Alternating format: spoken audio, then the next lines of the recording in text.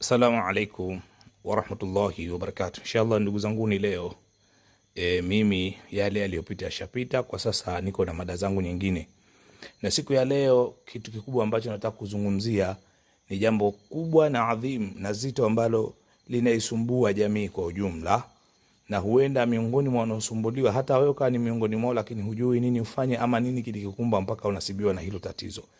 Ni jambo gani hilo? Inshallah tuende pamoja mwanzo wa mada yangu mpaka mwisho ili upate kujua, na baada ya hapo inshallah ujue nini cha kuweza kufanya biidhnillah taala. Inshallah naomba tuende pamoja na mada hii inshallah.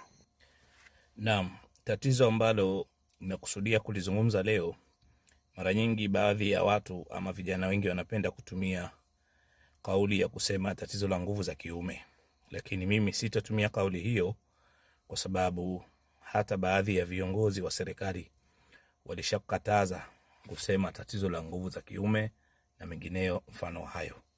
Mimi nitatumia kauli ya uwezo wa kupafu katika suala la tendo la jimai, kwa maana ya tendo la ndoa kati ya mke na mume. Kumekuwa na malalamiko mengi na changamoto hizo, kwa maana utawakuta watu wanauza madawa aidha nje ya misikiti na sehemu nyinginezo penye mikusanyiko ya watu, wakizinadi hizo dawa kwa mfumo wa kwamba wanatibu tatizo hilo. Sikatai, ni dawa kweli, mashallah, alhamdulillah, na wengine zinawasaidia, lakini mimi nataka kuuliza ni kwa nini hili tatizo lipo, ama kwa nini kuna lawama ya tatizo hili? Mtume Muhammad sallallahu alaihi wasallam anatuambia nini? Fanyianeni tiba, tadawi, tibianeni. Kwa nini tibianeni? Kwa sababu hakika ya Mwenyezi Mungu Subhanahu wa Ta'ala hajashusha ugonjwa ama hakuweka tatizo, ila ameweka tatizo lake. Muhimu ni tatizo kupatiwa tiba iliyokuwa husika, na moja ya tiba husika kwanza ni ulijue tatizo. Tiba ya kwanza husika, ulijue tatizo. Ukishalijua tatizo, hapo sasa ndio utajua kwa tatizo hili tiba yake ni ipi. Sasa leo nataka tujiulize chanzo hasa cha tatizo hili, performance ya kuweza kuliendea tendo la ndoa kitandani. Kwa nini watu wamekuwa na hili tatizo, ile hali pengine mtu hakuumbwa hivyo? Inshallah twende sawa sawa na unisikize kwa makini. Huenda ikawa mojawapo linakugusa na ukaweza kupata tiba ya matatizo yako baada ya kujua, kwa sababu moja ya dawa ni ujue tatizo kwanza. Baada ya kujua tatizo, ujue vipi unaliendea. Sasa leo mimi nataka nikuambieni kwa ilmu yangu ndogo, moja ya kinachosababisha tatizo hili katika ulimwengu. Tusikilizane vizuri. Kuna mambo manne hapa lazima uyazingatie na ujiangalie, je, unasalimika na haya, ama kama unayo ni kundi lipi wewe unalo? Kuna tatizo hili linamsibu mwanamke ama linaweza kumsibu mwanaume. Ikiwa linamsibu mwanaume au linamsibu mwanamke, sababu ni nini? Sababu ya kwanza ya kupotea kwa tatizo hili, kupatikana changamoto ya performance ya tendo la jimai, inamaanisha tendo la ndoa, moja ni maudhi ya mke kwa mume wake au maudhi ya mume kwa mke wake. Lazima tuelewane, kwa sababu usitafute dawa ya tatizo ile hali pengine unakuwa unapaka dawa kwenye kidonda kichafu. Jua kwanza tatizo ili ukitibu ujue unatibu nini. Kwa hiyo zingatia kwamba moja ya sababu za kupatikana hili tatizo, kwa maana vijana kutumia nguvu za kiume, lakini sitaki kutumia hiyo kauli, inasema performance ya kitandani. Moja ni suala la maudhi juu ya mke kwa mume wake ama juu ya mume kwa mke wake. Ndugu yangu, mapenzi ama tendo la ndoa ni hisia, na hisia zinakuja kwenye furaha na amani. Siku zote kwenye maudhi, kwenye karaha, huwa hakuji furaha. Palipokosekana furaha, hakuna ile hisia ya tendo la ndoa, hakuna amani. Macho kivutio chake ni uzuri wa jambo, maua, vitu vyenye kupendeza watu, lakini moyo kivutio chake ni amani, na hisia zinazalika ndani ya mwili, lakini sehemu kuu ya kuruhusu hisia hizo zifanye kazi ni moyoni. Ikiwa moyo hauna amani, lazima mwili utakosa hisia za tendo la ndoa.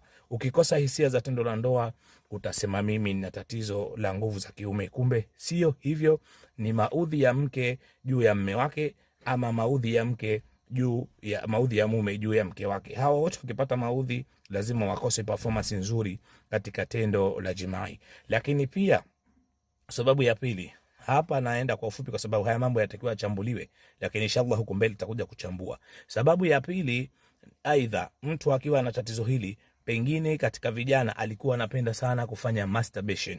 Hii masturbation inakwenda kumuathiri mtu taratibu, inafika wakati sasa anataka kuacha na aweze kushiriki tendo na mke wake, unakuta hana performance nzuri kwa sababu aliendekeza masturbation iliyokwenda kumuua baadhi ya system katika mwili wake. Hilo ni tatizo, lazima ulizingatie, na kama unafanya tabia hii uache. Naeleza haya kwanza, then baadaye itakwambia dawa gani uweze kuifanya.